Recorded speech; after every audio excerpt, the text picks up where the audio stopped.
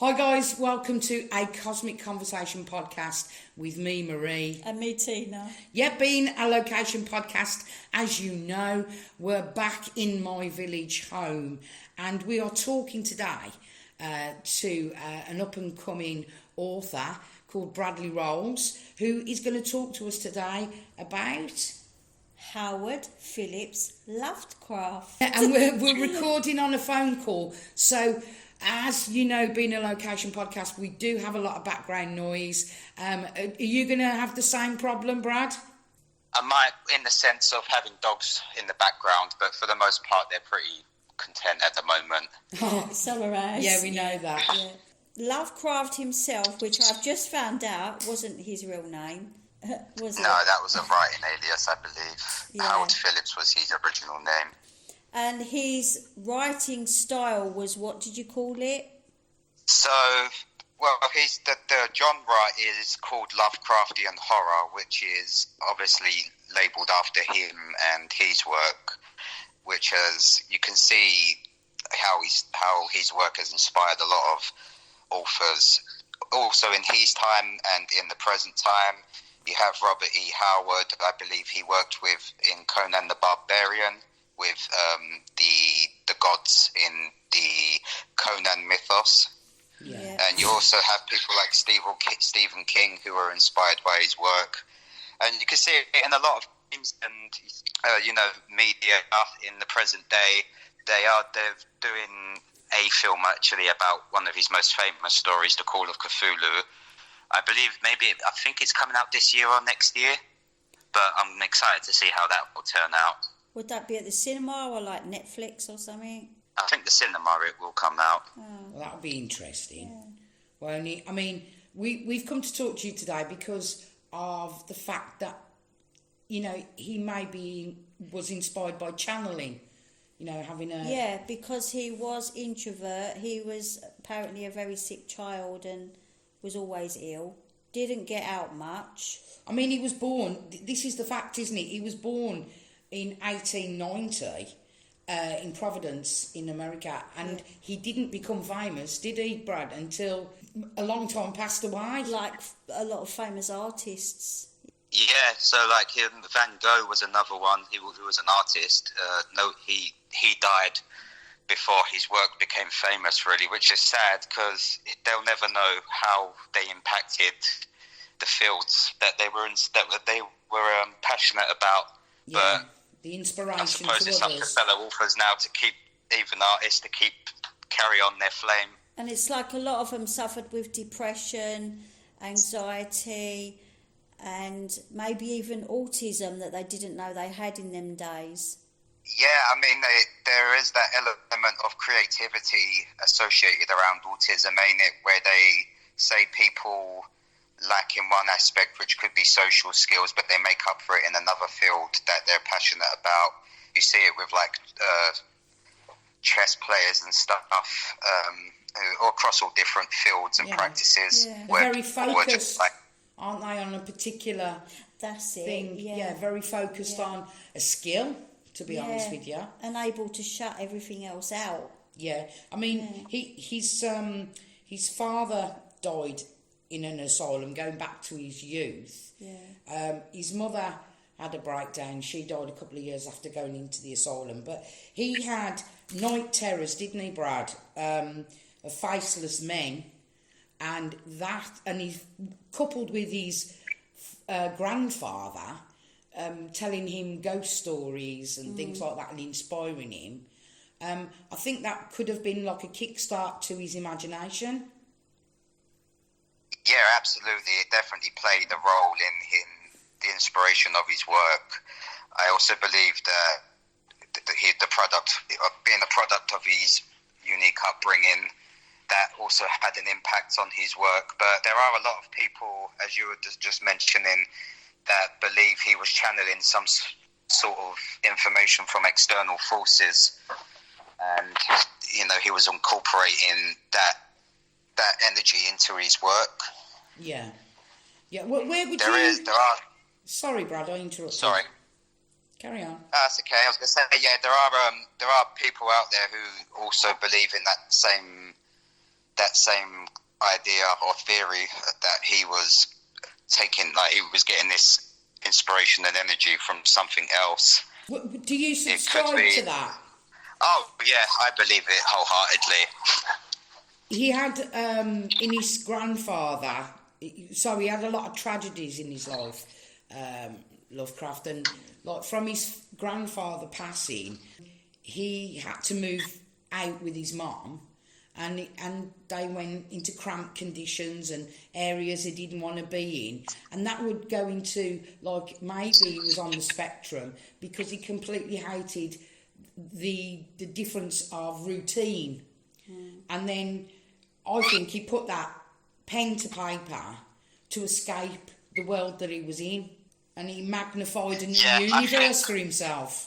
You can see all throughout his stories just how detailed it is. One of my favourite stories from him is the Dream Quest of Unknown Kadath, about a man who essentially goes to this place that Lovecraft calls the Dreamlands, and he travels across all these different regions to get to this temple. And I would agree that it is some level of escapism, I suppose.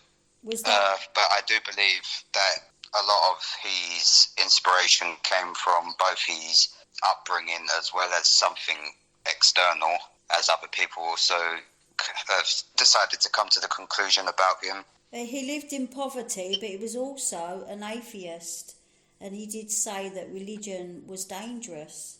Yeah, absolutely. There is a rumour or some sort of speculation that Aleister Crowley, the man who created the esoteric order of the Golden Dawn, was moved by Lovecraft's work, and they were speaking through cryptic notes to one another. But I think Lovecraft concluded their relationship because he didn't agree with the way that Aleister Crowley carried himself in such a religious manner. Yeah, Aleister was into you can look at Lovecraft's work and just see a prime example of what worshipping the wrong deities and beings can come to. It's amazing, though, that he was an atheist and he wrote about the total opposite, didn't he? You know, he wrote about monsters. And would you say religious or like demons? I'm a bit on the fence about calling them religious, because I think just the nature of them, they do obviously have followings, and the followings, funnily enough, are not just on Earth with the Lovecraftian beings. You can see in a lot of his stories that there's references to other beings and species on planets and realms away from Earth, outside of... That is very strange. Sorry, because we were talking about this before. You know, like the actual famous Roswell incident wasn't until 1947 when, you know, the talk about UFOs and the word, you know, the phrase UFO came out. There were a couple of incidents before that, but it wasn't really a thing. So him to talk about, you know, other worlds and alien life was amazing for that time. Yeah. Seems as if... He described it, described it quite naturally, like it just came to him as second nature, which does leave he wrote as well as a lot of other people. Yeah, he wrote in 1917, he wrote Dagon, and that's said to have contained the seeds of the writer in him, and, you know, lots of things emerged from that. Would you agree? Yeah, I would definitely agree with that. Yeah, well, you know, channeling, for those who may not know about channeling, how do you think, you know, that came to him, T? How do you think? Yeah, he obviously didn't do it on purpose. Yeah. It just happened. I think that the way he was brought up left him open, or you could say vulnerable, to those sort of negative aspects or forces worming their way into his life. Maybe they saw him as an easy target, because as you can see through his creativity, it's just wild. Yeah. You know, he wrote about worlds upon worlds, and if you look at the Lovecraftian pantheon, it's quite a big tree. He even included himself in that tree.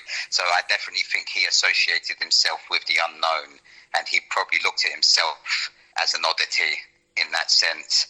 But in terms of the channeling, I do believe it was because of his upbringing that left him open to those sort of energies coming in. I mean, what stories would he have read, like as a child or an adult? Would it be Edgar Allan Poe? Or? Poems? Yeah, he read Edgar Allan Poe. There was another couple of authors. I think he had Robert Chambers, who wrote The King in Yellow, and he incorporated The King in Yellow into his story. Is it Robert W. Chambers, I believe his name? I believe there might be two Chambers. Yeah, but I was going to say, so he wrote a lot of short stories, but it seems to, every time he has a spur of, let's say, channeling for writing, for being inspirational to himself, let alone anybody else, it's in the depths of despair. You have even authors such as like Fyodor Dostoevsky. I can never pronounce his name right. Yeah. He wrote Crime and Punishment. And then you got like Franz Kafka, who wrote Metamorphosis, about the man who turned into a cockroach. You know, they're both people who come from like dark backgrounds or dark upbringings. Seems to like leave them, like I said, I don't want to say, it could be vulnerability. It leaves them vulnerable to energies coming in like that. Yeah, I'd agree, because I've always talked about that, haven't I? When people are in the depths of despair, and I got a lot of how would you say, visits, if you want to say. My horizon expanded. But he was quite a recluse, wasn't he? But he did get into a circle of people. He did emerge from that recluse nature. He met his wife within an amateur press scene. He was introduced to her. In 1924, he was married. So we're moving on in his life, and he moved to New York, where he didn't like the surroundings, put it that way, and he started to write a little bit more because he wasn't happy. I think we keep coming back. I'm not blaming anything on anybody like himself, but I do think that when he was at his peak, he was a little bit happier. He had quite a lot of nameless forces, and his aliens could have been channeling some of the hatred that he had for people. And I wonder if, you know, that writing was a combination of his I think him alienating himself, the way he alienated himself might have an effect on that. I think him, especially being an introvert, leaves him, like I said again, vulnerable to those things coming in, because he's not got that filter, you know, to block them out. Yeah, I'm sorry to keep, going on about that area of, like you keep saying, vulnerability. No, it's a very complex area, so it's got a lot of ground to cover. Yeah. He's got a region on Pluto named after the monster. Do you remember? I've got to say, I can't say the word, Brad. It's CTH. Cthulhu. That's it. Cthulhu, that's it. His prominence in the literary area was so big a long time after he passed, wasn't it? Yeah, like I said, even now you can see his work has heavily been inspired into a lot of authors, and it's not just authors. It comes up in games as well. Comes up in media, a lot of literary works, and even artistic works inspired by his theme, the Lovecraftian theme. You know. Yeah, I mean, he had a few pen pals of notoriety. He had Robert Bloch from Psycho fame.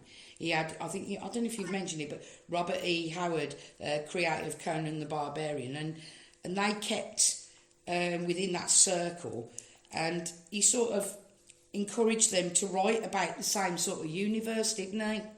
Yeah. You can see in Conan the Barbarian, it's got one of his deities, I believe in it, Yog. Yeah. Or like one that was inspired. And there's some creatures in there as well from one of his books, one of his stories known as A Shadow Out of Time, which were these creatures that essentially existed millions of years ago, but they could project their consciousness across time and move inside another body. But in doing so, that body, they targeted, the consciousness in that body would be sent back 3 million years. Wow. So there'd be essentially a switch around. His writing was so ahead of his time, don't you think? Yeah, especially given the time he was brought up in. Very strange time to be thinking about that stuff, because there was a lot of material struggle. I think it was just after the First World War One as well. Yeah. You know, there was a lot of struggle and like a lot of material problems going on. Yeah, poverty. That's probably why he didn't get to the height of fame as well, because there was too much focus on the material to worry about things like that. There was less leisure time, I would say. But it is strange. I definitely agree 100%. It is strange that he came up with such, detailed and explicit stuff. And that people are talking about today, actually, when you look at like YouTube, conspiracy theories and stuff, a lot of it is what people are actually talking about, that they, a lot of people think are fact. Yeah, his stories portray nearly 100 years old, aren't they? But we're just opening up to the idea about aliens, and the truth is coming out. People talk about the psyche of the shadow, like shadow work and stuff. Yeah. So obviously back then he might not have even been aware of it, or he might have been aware of it in his own way. But it could have been like the psyche of the shadow that was drawing into those energies, and he was just subconsciously adopting them and incorporating them into his work. His last sort of big thing was Shadow Out of Time, which was the last fiction he wrote in 1936, because he passed in 1937. But many years later, one of his pen pals on his circle of writers, August Dearlove, he actually created Arkham House Publishers to produce hardback editions of Lovecraft's work, and it wasn't a success, was it? Nah, he, like I said before, he died never knowing how influential his work is, how inspiring it was. He only really ever showed up in the corner of magazines and doing small pieces. It's like the same with Van Gogh, wasn't it? He didn't know either until after he died. Well, he didn't know at all, sorry. It was only after he died that he sort of became famous. Arkham House Publishers, isn't Arkham from Batman? They actually borrowed it. Yeah. Arkham was out in Asylum. Boston. Yeah, they borrowed it from it. Yeah, in 1974 they did that. And in 1977, Stephen King, one of his super fans like yourself, Brad, he came on the scene with Carrie, and then from that day till this, he just encourages people to read Lovecraft. And the thing that really got him known, obviously post-war in France, they started to sort of get into Lovecraft stuff, his writings, because August, he published the books in different languages, so it went further around, and it was just at the time as well they became even bigger, was when the popularity coincided with the wave of horror films like Rosemary's Baby, Night of the Living Dead, and Britain's Hammer horror films. Yeah. So people began reading horror again, and sci-fi.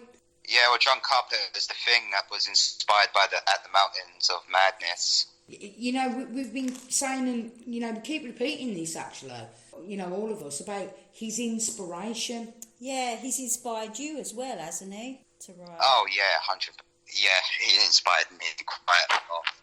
So what have you got going on with your writing? So I'm actually writing an anthology of short horror stories as well. They're all loosely interconnected, some more than others. Yeah, they revolve around the Lovecraftian external forces, intermingling with, humans. I've traced it across quite a few timelines. I think in mine it goes back as far as 35,000 years, but he went a bit further back. He went back 3 million years, if not more.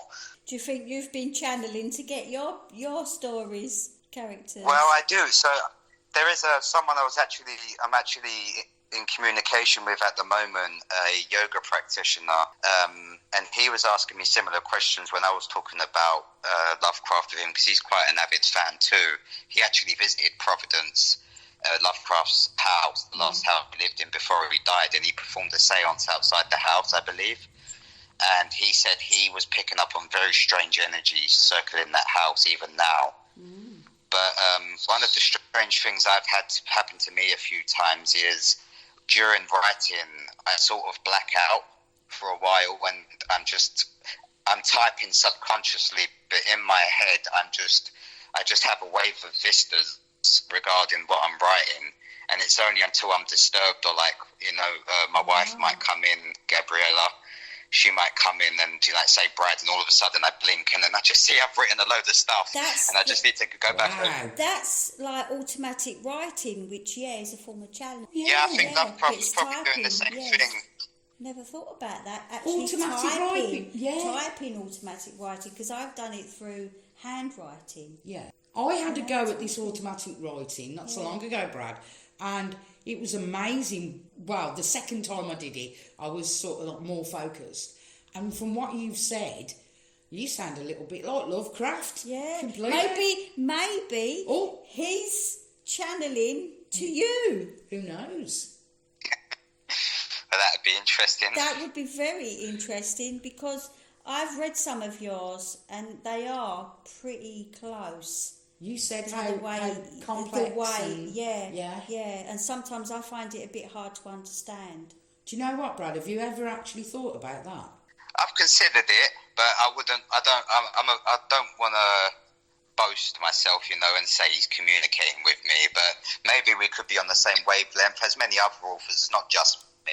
Could be a multitude of people going through the same sort of experiences. That's interesting. And it might not just be Lovecraft, it could be a similar energy that we're all being drawn to, Yeah, remember, we're all connected. Yeah, I mean, yeah, absolutely.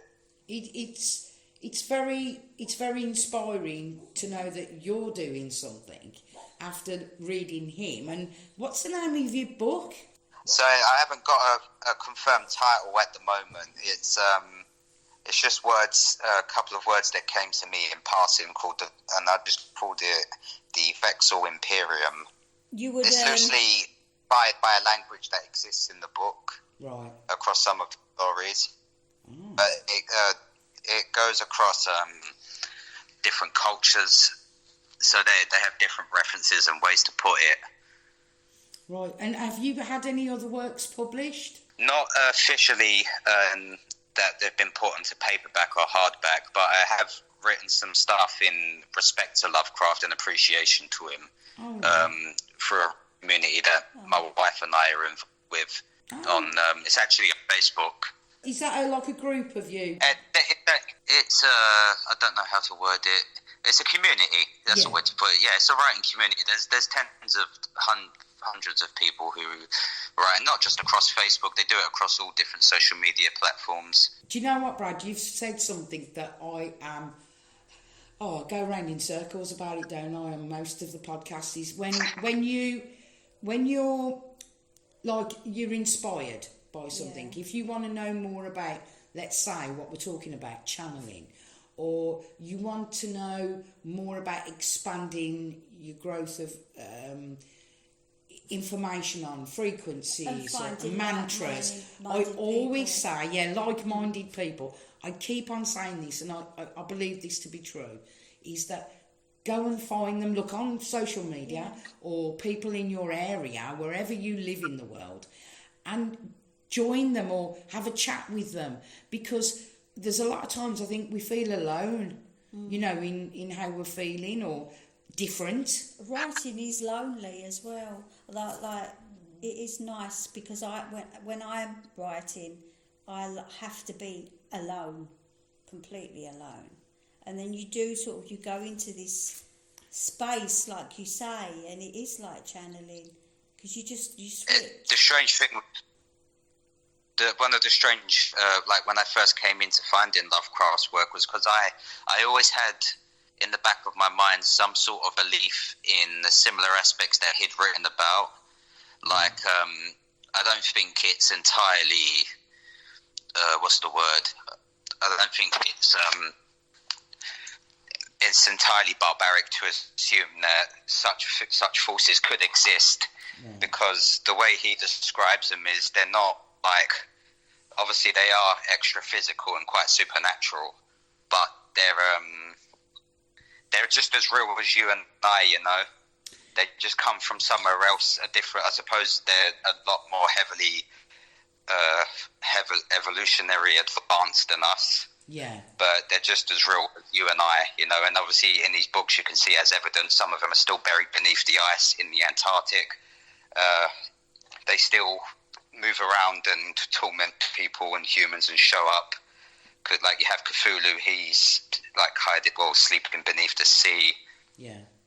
So they're not always. I think that's why I don't associate him with religion as well, because in religion you don't really have much tangibility on the deities in question. Yeah. Whereas he's, you know, you can see them to an extent in the flesh. But like with Cthulhu, the way he was described, because he was described as being with human caricature and having, you know, marine-like features and dragon-like features, but that wasn't his actual form. That was just the closest thing the mind could put together to try and give shape to such a force. Yeah. And I think it sort of goes against what somebody like Stephen Greer would say, that he's around, that they're not, you know, people are not going to hurt us and things like that. There's got to be a dark side to it. They're not all love light. I was having this conversation with the man in question who I was talking about earlier, who visited Providence and visited Lovecraft's house. Yeah. And we were having a similar conversation about it's not so wild to assume that their moralities are different, you know. Yeah. In these beings, some of them, their moralities, it might not be anything personal whatsoever to come and do what they do. You know, we look at it as negative, but to them, it might not be personal at all. It's just how they're designed. They don't see it as anything personal. It's just necessary to them to do what they have to. It's different entities or species, if you want to call them that, in different evolutionary stages. You know, like we're at the point where, say, like veganism, we don't have to kill to eat anymore. You know, and then you could have an entity that does like feed off negative emotions, and they're at a point in their evolution where that's what they have to do to survive. Yeah, I agree. Like I said, it's not personal. It's not, to them it's not evil, it's just what they have to do to survive, just like you said. Yeah. And you have to imagine what kind of extreme environments, obviously when you talk about evolution and stuff as well, you're a product of your surroundings and your environment. You know, if they're brought up in such such terrible climates, it could be like such terrible upbringings like Lovecraft, you know, they're gonna change drastically in comparison to us. Yeah, what's normal for one person may not be for another. Yeah, everyone's got their own. You can see it throughout. Normal. You can see it throughout animals and different species on Earth. You know, we know that his fan base, you know, has grown and grown and grown. And in 1977, they replaced his small tombstone with a bigger pillar, and the words on it was "I am Providence." So that would mean so much to a lot of the fans. And there's one thing that he can't be ignored, because, you know, he's just been such an inspiration. And Erica Henderson, who is a Marvel artist in 2013, she says so much of modern horror is based on his ideas, and we wouldn't have Ghostbusters if it wasn't for Lovecraft. Would you agree? Oh yeah, 100%. Yeah, that was another one that was that took aspects of his work and incorporated it into it. Do you know what story that would have come from? I can't off the top of my head, no. I have to look that one up, because I'd be interested. I don't think it was so much the story, it was the elements. Yeah. Yeah. Oh yeah.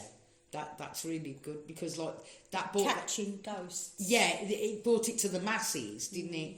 I'm sure there's lots of things that have sparked. But you Inspiration. said as well, like his stories, they always seem to have dark endings. Yeah, and another thing you see a lot in these stories as well, is you don't really get the full answer. It's always left in speculation. And another thing it also plays on is, was this like, because he writes a lot of his stories in a first-person perspective, so you do sit there wondering, was the author of this story deranged or was it real? And it goes back to the primal fear of the unknown, which Lovecraft wrote a quote about.